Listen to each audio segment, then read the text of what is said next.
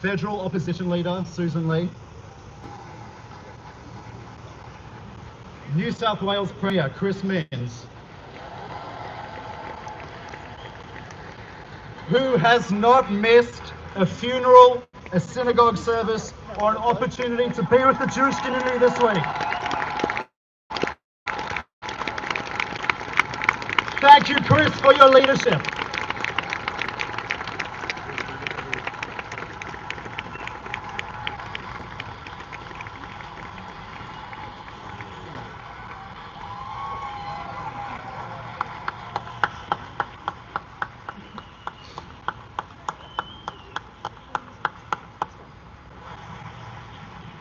I acknowledge the leader of the opposition in New South Wales, a hero, Kelly Sloan. Now just wait for a moment. Just wait. I understand Kelly will tell her story a bit later, but I want everyone to know that last week, Kelly made the choice in the midst of the attack to go down to Bondi Beach, to go to where the incident was taking place, and she provided assistance to those who were injured and gave shelter to those who needed it. I am a personal witness to the choice she made. That is bravery, that is courage. Thank you, Kelly.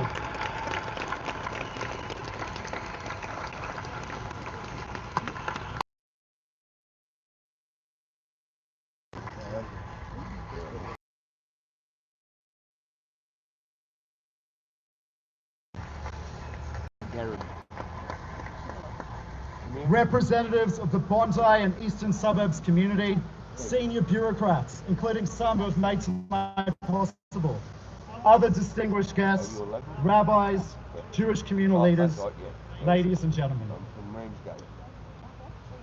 Friends, present here are also many immediate family members and of those who were so cruelly murdered at this very place exactly a week ago.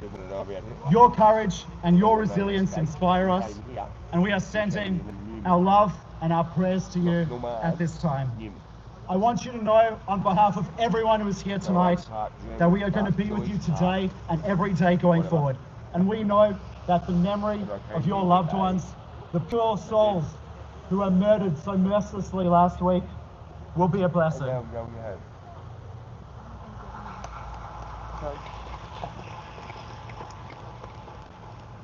To those who are injured, some of whom are here in the audience tonight, and many others who are watching online,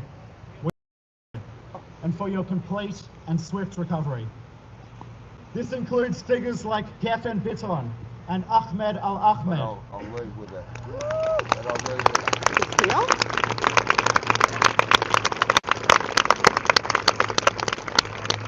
Whose unbelievable bravery saved so many lives last week. Friends, I spent time with Ahmed this morning, and his father is here with us tonight. Oh, beautiful.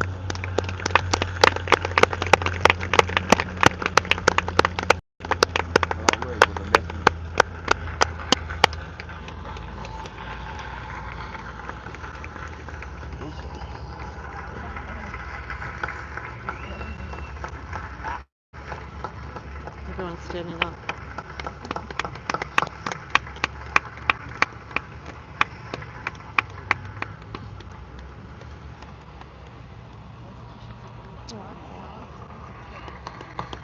It's beautiful.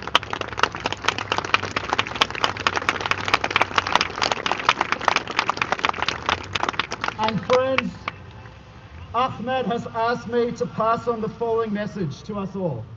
Quote, "The Lord is close to the brokenhearted. Today, I stand with you, my brothers and sisters." Thank you, Ahmed. He also said Aussie, Aussie, Aussie. Aussie, Aussie, Aussie! Hello? Aussie, Aussie, Aussie! Wait. Really? In a more just No one? world, we wouldn't be No one? gathered here this evening. Not now. We'd be at home with our loved Seriously? ones, No one? having a barbecue or a swim, I did. Think you don't. talking I about did. the ashes, Oh, careful. or out and about, enjoying a summer's evening at a time of year which so many of us treasure. He was crying which was before. traditionally characterized by joy. In a more just world, small children wouldn't have had to say goodbye to their parents this week. Wives had to say goodbye to their husbands, or the parents of 10-year-old Matilda to their beloved daughter. In a more just world, we wouldn't have had to explain to our children why our Hanukkah gathering here at Bondi Beach was viciously attacked by monsters last week, purely for the reason that the attendees were Jewish. Or why our synagogues, homes, or schools were the targets earlier this year. In a more just world, Jewish schools and other institutions would not require security more befitting a penitentiary than synagogues or retirement villages. And we need to ask how we've for so long accepted such arrangements as normal. And the answer to the current situation cannot just be more security and larger compounds.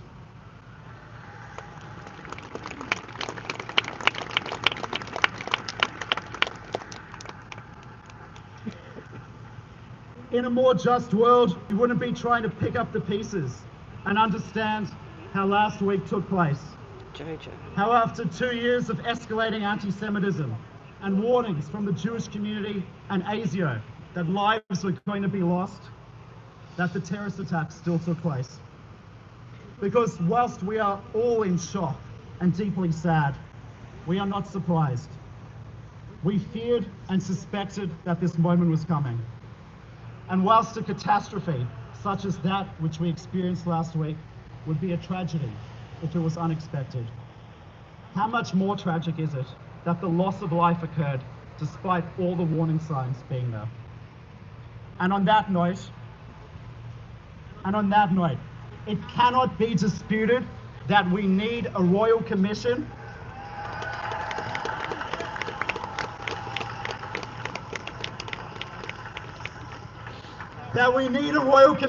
which goes beyond New South Wales to get to the bottom of how this catastrophe took place. And If sort of things don't happen and that here. must include the Commonwealth.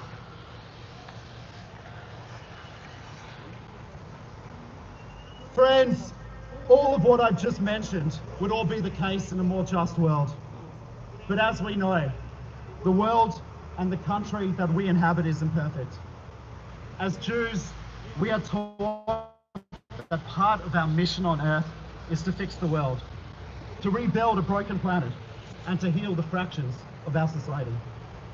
As proud Australian Jews who love this country with every fibre of our being, this has always been our mission, since 8 Jews arrived on this land on the First Fleet in 1788. We have always been hard-working, peaceful, and loyal citizens of our beautiful country. And we are proud that Australia is the country of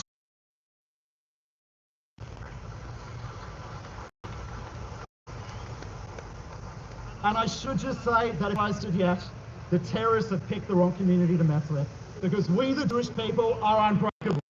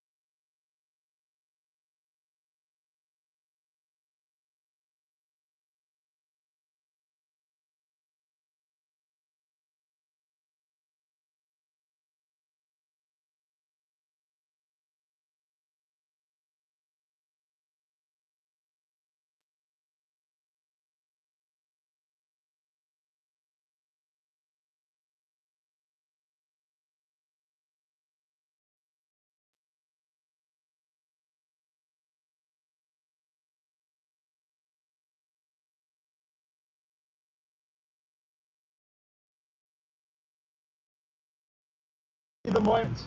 May the light of the Jewish community and the light of our amazing city